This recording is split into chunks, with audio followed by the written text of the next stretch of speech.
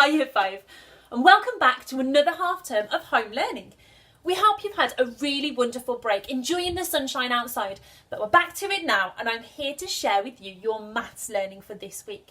So, this week we're going to be looking at multiplying and dividing by 10, 100 and 1000.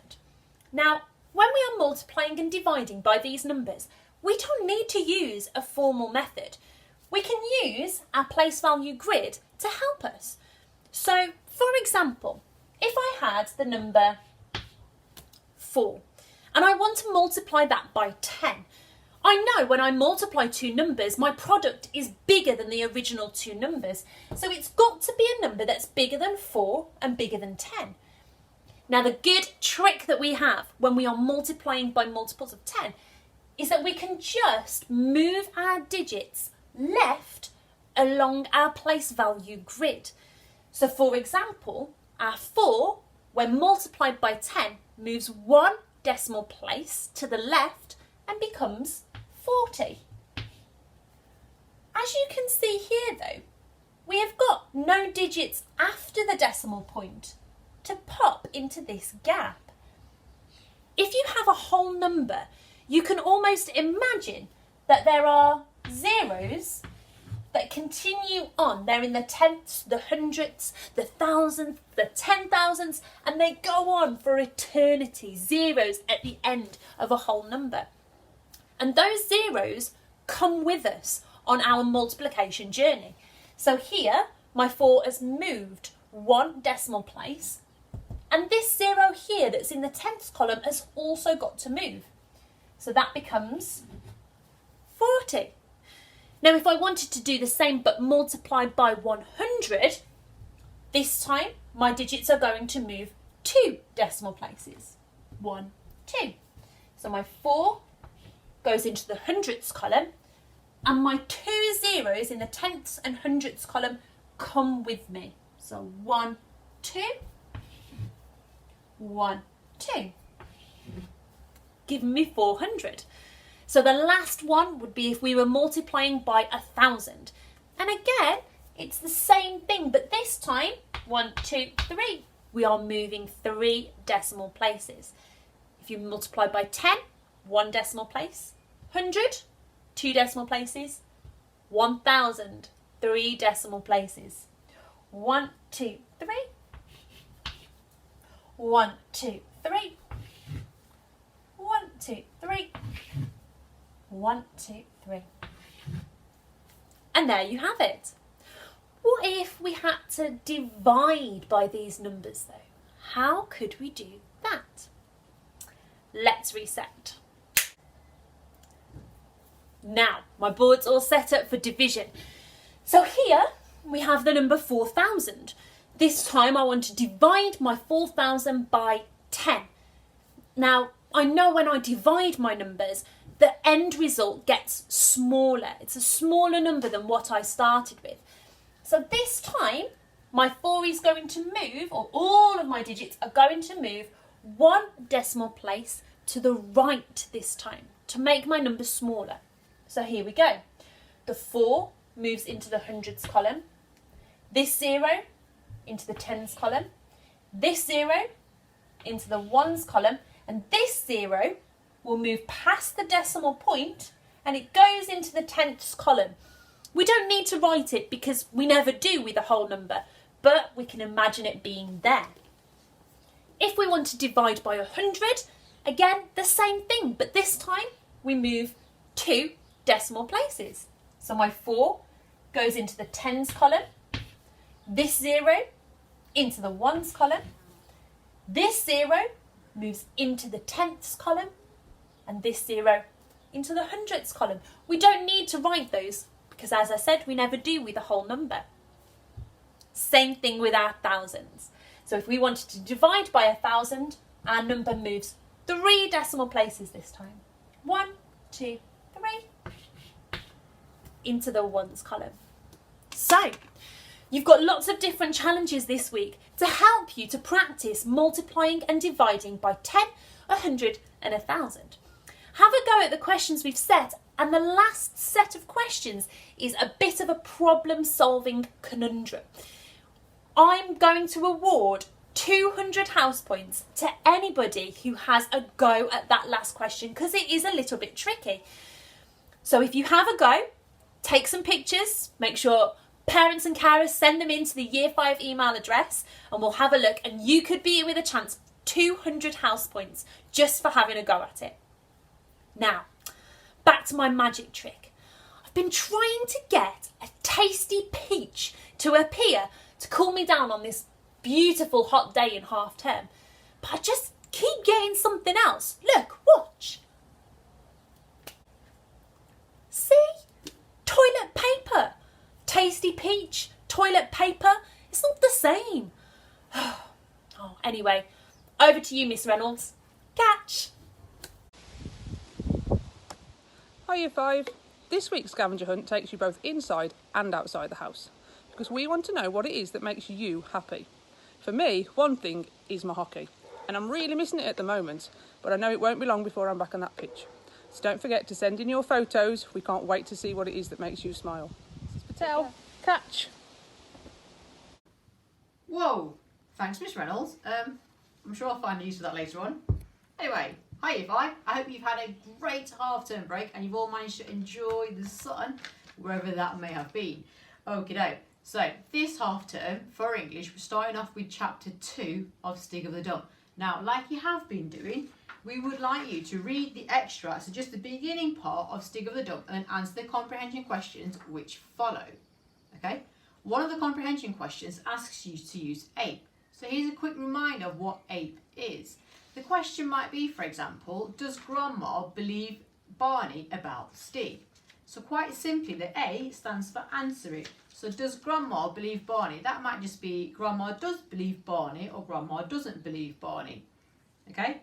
The P stands for prove it by using a quote from the text. So if you've said that Grandma doesn't believe Barney, can you find a quote in the text to prove this? Okay? And the last one, E, stands for explain your answer further. So can you explain your answer further by using other evidence from the text to actually prove whatever your answer was in the first place? So as well as finding a quote, can you then explain it further? Okay? That's what the APE stands for. A-P-E, APE, answer, prove it, and then explain it further. Okay? Right. Once you've done your comprehension questions for us, what we would like to do next is a bit of thesaurus work.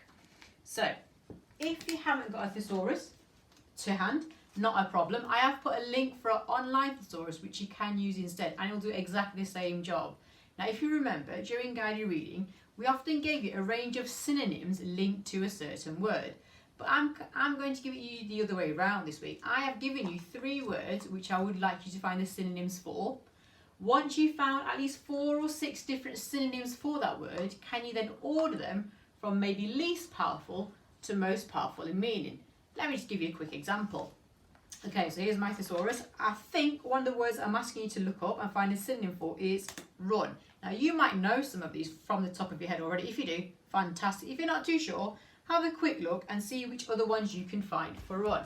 So I'll quickly show you. So my word is run.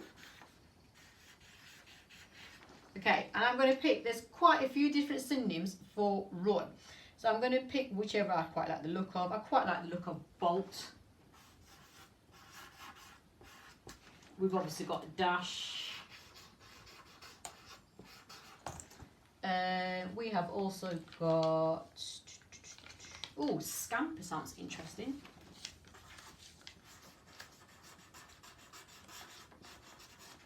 Scamper, we have got, oh, sprint. And there are a few more, but I'm going to leave it there, otherwise I'll be telling you the answers to the first one anyway.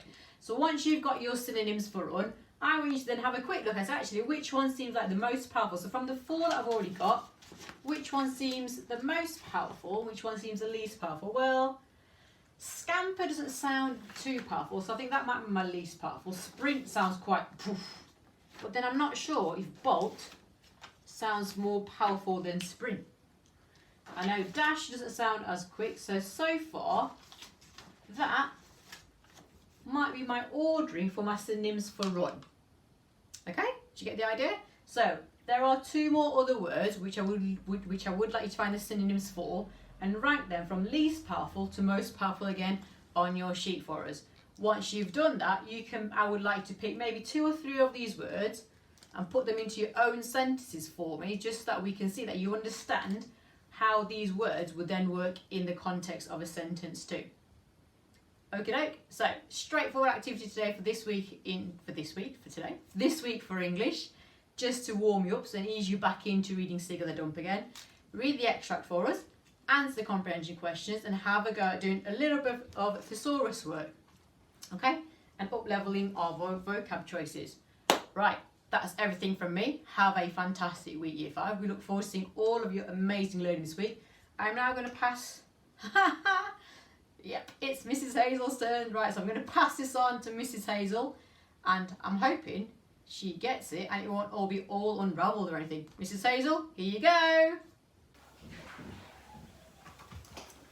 Well, thanks, Mrs. Patel. Just what I wanted. Are you 5?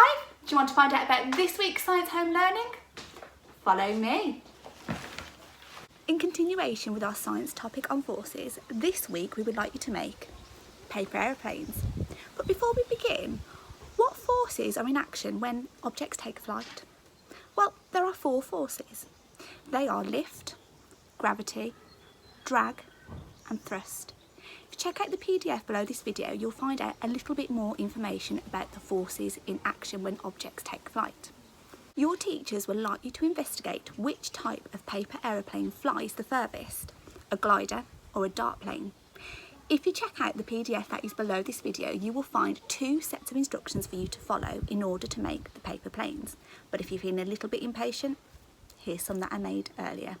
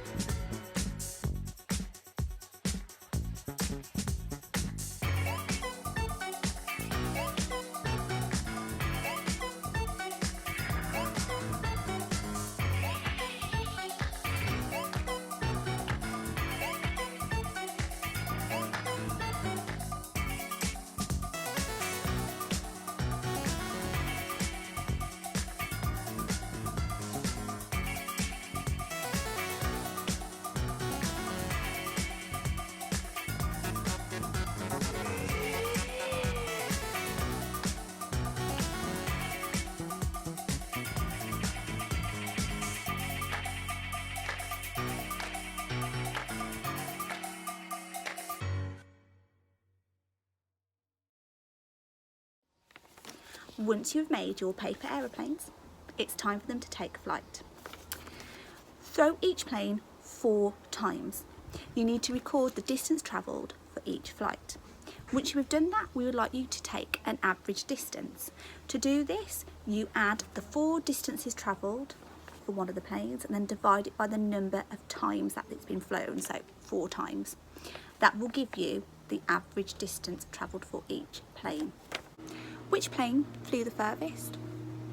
Why do you think that was? Was your prediction correct? If you'd like to challenge yourself, you could even have a go at plotting your results on a line graph. If you check out the PDF below this video, there is an example of how to do this. Right, it's time for me to fly my planes.